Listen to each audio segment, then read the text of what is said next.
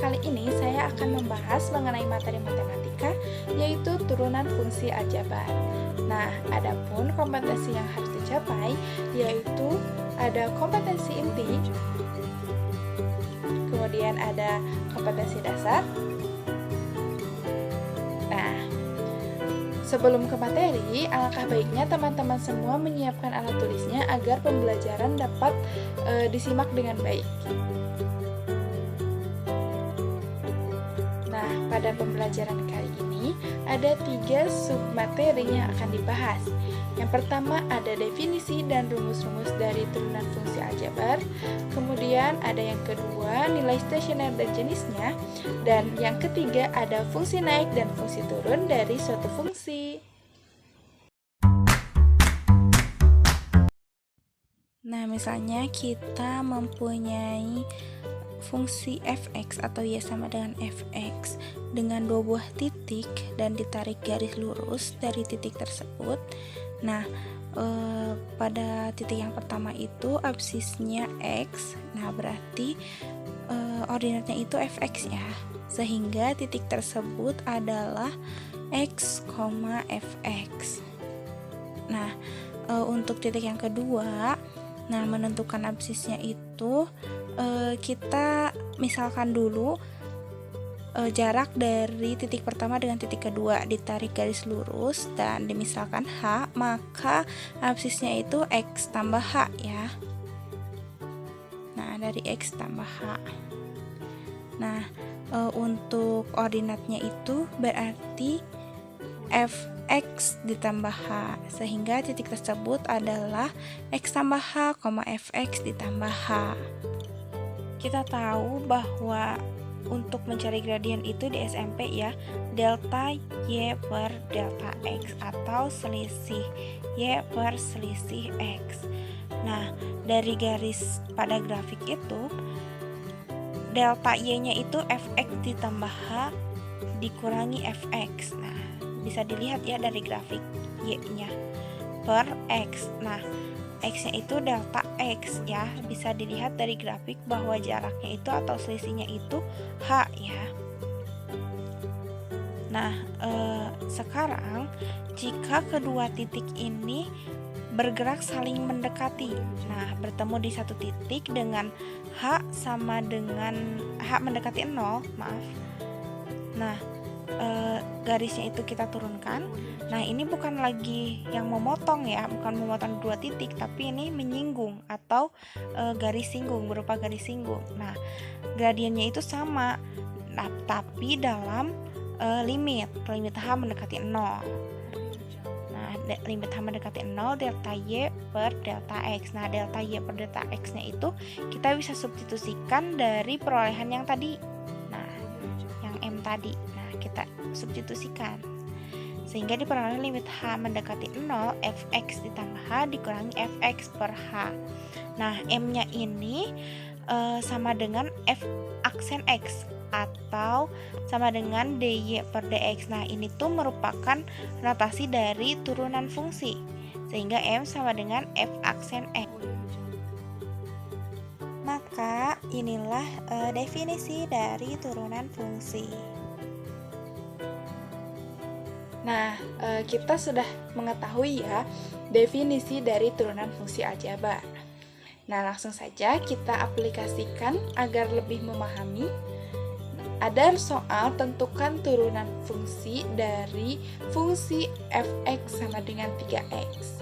Nah, penyelesaiannya itu kita dengan menggunakan definisi turunan fungsi aljabar, yaitu f aksen x sama dengan limit h mendekati 0 fx ditambah h dikurangi fx per h. Nah, kita tinggal substitusikan sehingga f aksen 3x sama dengan 3x ditambah h dikurangi 3x per h. Nah, sehingga diperoleh limit h mendekati 0 sama dengan 3x ditambah 3h dikurangi 3x per h. Sehingga kita tinggal operasikan 3x dikurangi 3x, jadi diperoleh limit h mendekati 0 3h per h. Nah, kalau ada limit H mendekati 0 dan 3H per H, kita tinggal coret saja ya H-nya.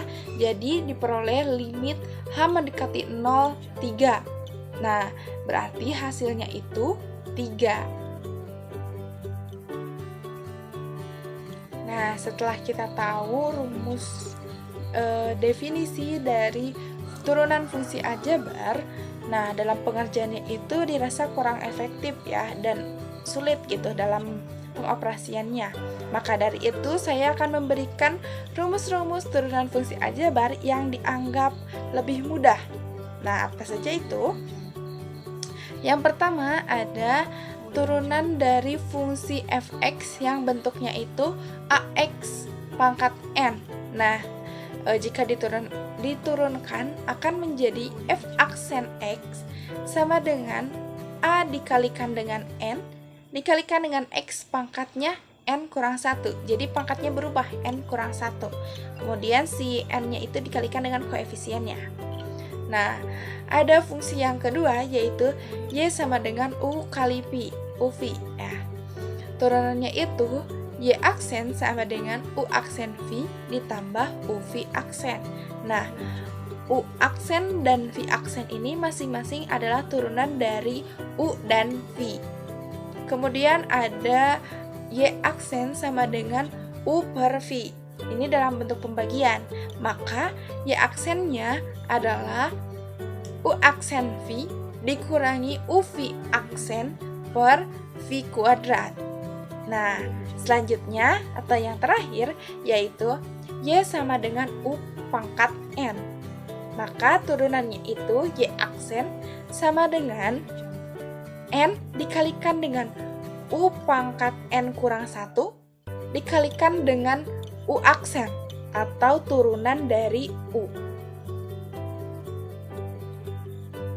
Nah, agar lebih paham, kita langsung mengerjakan contoh soal. Nah, yang pertama ada tentukan turunan dari fungsi fx sama dengan 2x pangkat 4.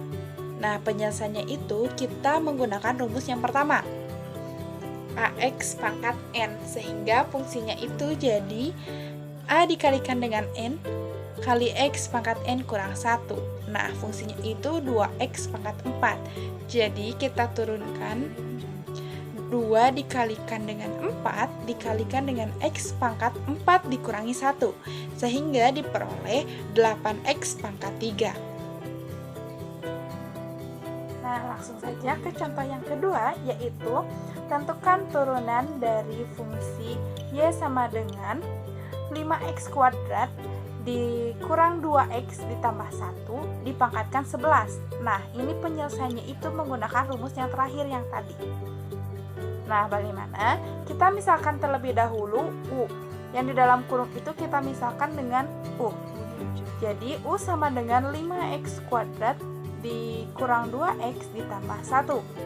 Nah, kita turunkan sehingga diperoleh u aksen sama dengan 10x dikurangi 2. Ya. Nah, setelah itu kita langsung substitusi ke rumus yang tadi. Y aksen sama dengan n dikali dengan u pangkat n dikurang 1 dikali dengan u aksen.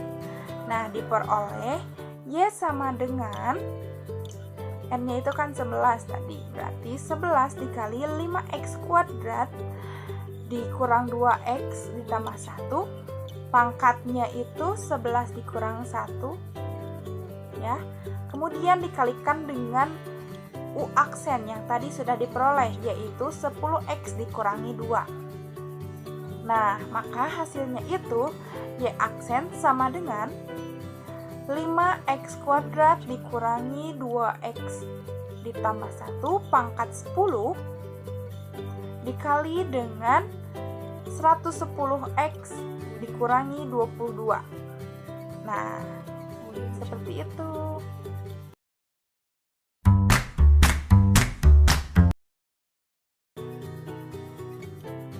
Nah, materi selanjutnya yaitu nilai stasioner dan jenisnya.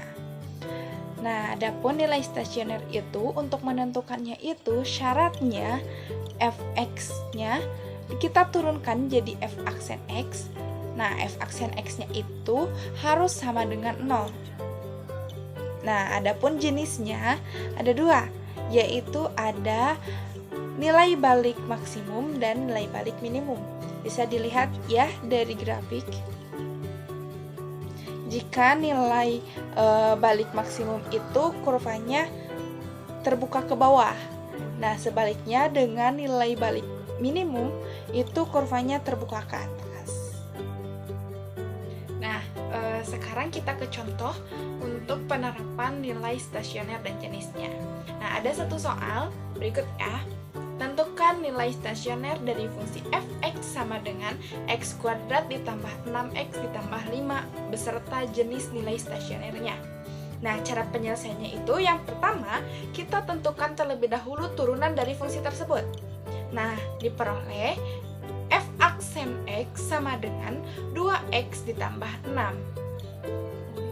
Nah, setelah itu kita sama dengankan 0 sesuai dengan rumus nilai stasioner bahwa f aksen x sama dengan 0, sehingga diperoleh 2x ditambah 6 sama dengan 0.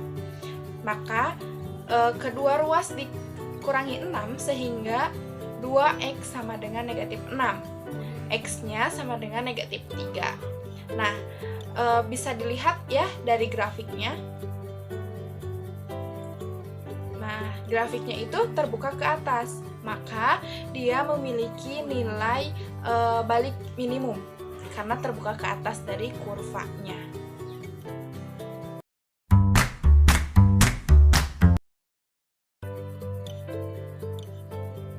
Nah, sekarang masuk ke materi yang terakhir, yaitu fungsi naik dan fungsi turun. Nah, bagaimana sih fungsi naik dan fungsi turun itu? Ada yang tahu? Nah, mungkin sebagian dari teman-teman udah tahu ya bagaimana itu fungsi naik dan fungsi turun. Nah, betul ya bahwa fungsi naik itu fungsinya kita turunkan jadi f aksen x. Nah, fungsi naik itu berarti lebih dari 0 dan fungsi turun itu f aksen x-nya kurang dari 0. Nah, bisa dilihat ya dari layar teman-teman semua bahwa untuk fungsi naik itu f aksen x lebih dari 0 dan untuk fungsi turun itu f aksen x kurang dari 0. Nah, agar lebih paham teman-teman, langsung saja ke contoh ya. Nah, tentukan interval fungsi naik dan fungsi turun dari fungsi f(x) sama dengan x kuadrat dikurang 6x ditambah 5. Nah, seperti yang kita tahu bahwa untuk mencari nilai fungsi naik dan fungsi turun itu si fungsinya itu harus diturunkan terlebih dahulu. Jadi f aksen x sama dengan 2x dikurangi 6. Nah, setelah itu kita tentukan fungsi naiknya. Nah, fungsi naik itu f aksen x lebih dari 0. Jadi 2x dikurangi 6 lebih dari 0. Kemudian kita peroleh x lebih dari 3. Nah, untuk fungsi turunnya sebaliknya, yaitu kurang dari 0. Jadi f aksen x kurang dari 0, sehingga diperoleh 2x kurang dari 6, x kurang dari 3. Nah, jadi interval fungsi naiknya itu x lebih dari 3 dan interval fungsi turunnya itu x kurang dari 3. Nah, mungkin itu saja ya pemaparan materi mengenai turunan fungsi aljabar. Semoga teman-teman semua dapat memahami apa yang saya sampaikan. Dan jika ada yang ingin ditanyakan, silahkan tulis di kolom komentar. Jangan lupa like, subscribe, and comment. Terima kasih. Wassalamualaikum warahmatullahi wabarakatuh.